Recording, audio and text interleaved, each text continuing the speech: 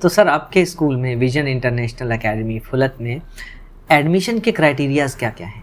سب سے پہلا کرائیٹیریا یہ ہے کہ بچہ حافظ ہونا چاہیے. اوکے. کیونکہ اسکول کی بنیاد پڑی ہی صرف حفاظوں کے لیے ہے، ان کو مین اسٹریم کرنے کے لیے، تاکہ اگر حافظ مین اسٹریم ہو جائے اور وہ دوسرے بچوں کے ساتھ ہائر ایجوکیشن میں جائے، کنٹمپریری ایجوکیشن میں، تو وہ اپنے آپ کو بہتر رکھ پائیں گے. ایک جگہ اس کے پاس دین کی نالج ہے، دوسری طرح دنیا کی بھی نالج ہے. جیسے کہ سر سید احمد صاحب نے کہا تھا کہ ایک ہاتھ میں قرآن اور ایک ہاتھ میں بک رکھیں.